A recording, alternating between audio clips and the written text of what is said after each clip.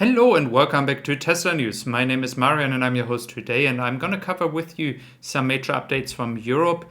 We have to discuss, based on the interview actually JB Straubel was giving to CNN, that we do have kind of like a battery pack shock when it comes to the demand and the supply in the coming years.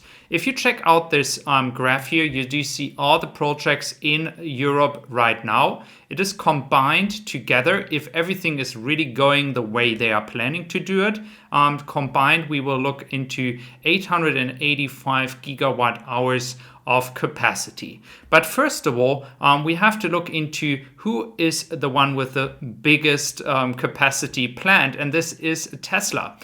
Initially in 2021, first of all, they planned with 200 gigawatt hours, which would be a market share just from the entire European capacity of 23%.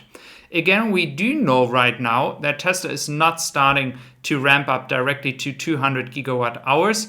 They more likely go into 50 to 60 gigawatt hours, and then they will continue to expand over time. So this is the bad news actually already, and it is not because Tesla is not deciding to go straight to 200 gigawatt hours. It really shows that all the other projects not only have to be still built, but they also have to be ramped up, and that is taking a lot of time. And yes, we are very happy to see that CATL and Chinese companies are able to be very, very fast. But at that speed, it's not going to happen everywhere, not in Europe, maybe not even in the United States. So it will take time, and that is the issue which we will have in the coming months and years. I would say around 4 to 5 years, there will be a bottleneck that we have to deal with. And this bottleneck will be that the supply is not going to be enough and the demand is going to be way higher. Just an example, VW is planning a factory or making a collaboration with a battery supplier over 24 gigawatt hours. I mean, what the heck is 24 gigawatt hours? They could, if they are lucky, supply around 400,000 EVs with that in Europe. But that's not the goal. That is not where they should be going. And this is 400K, but then what are they going to do in 2-3 years? So there's the issue here. There are plans to do something, but there's also all this word that they are saying how many Vs they want to sell, etc. Next thing I want to talk about with you is Elon Musk mentioning India again. They are still in a lot of dealing with the government over there, and maybe Tesla is building a battery factory in India and not planning to build a car factory over there. That could be as well a case where they say, well, we're going to do batteries and we're going to do maybe energy business, which is also very profitable. And we do know that the mega packs will be a large contributor in the future for Tesla, and especially as megapacks are supposed to be installed in a size of around 46 gigawatt hours in 2023. Remember, last year it was 4.6 gigawatt hours. So that is the insane growth we will see in the energy business based on Tesla. And this is also a question. Batteries, yes, Tesla has the supply. They can do that. They have their own battery cell production here in Austin, in Grünheide, and they're going to have it in their own battery factory in Nevada. So you do see that it's all ready to go. But what about the other car companies? That is the issue what Straubel is talking about. Then we are looking into Austin. We do see behind the guy with the yellow curtain on, he's actually having, looking straight forward. You do see the cars down there. It looks like the Tesla is actually starting to produce the first cars here. And again, the next topic, not only about what's going to happen in the next weeks in Austin, but also what's going to happen in the upcoming earnings call.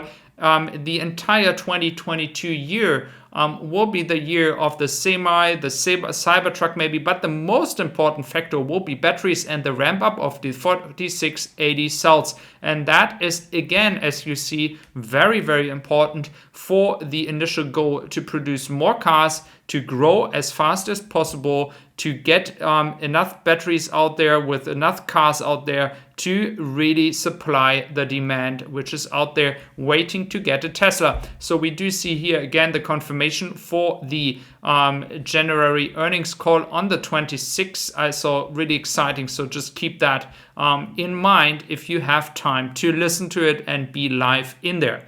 So again, Elon is going to be there. He's going to talk about the products, what's going to happen. And we do see that already, by the way, with the issues with the batteries. We do see that based on the example with the Cybertruck and Semi, just 2 products already that are not delayed because they are not ready, but they are delayed because there was no battery supply so far. And this is going to change this year. But just imagine the other car companies out there talking about, I'm going to produce 20 cars. What's going to happen, guys? Where are they going to get all these batteries? And that is going to be a major issue in Europe because it's going to take a few years till production is getting even close to what I mentioned, because the number I mentioned with 885 gigawatt hours is the maximum capacity. It's not what is going to be initially be started with. So again, guys, it's going to be a very interesting few years. Just shortly talking about the issue with the heat pump, Tesla is actually going to make an update, a software update. A few people actually in United States and Europe should be able already to get it in their car. It is the version 2021.44.30.6. You should be able to download it, and then the issues with the sensor and the thing that is opening to get the cold air in that was actually freezing. This entire issue should be solved with the software update. So we do see again how great Tesla is doing to solve those kind of issues over a software update.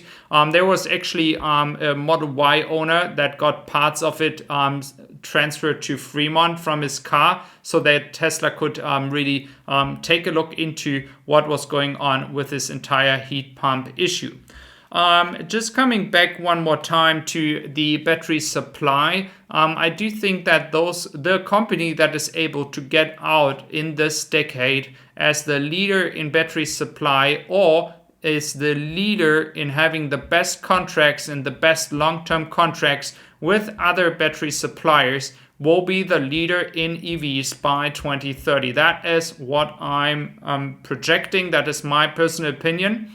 And Tesla is doing anything they can to really get long-term relationships with the biggest and best suppliers out there. If it's LG, if it's Panasonic, if it's CATL, doesn't matter.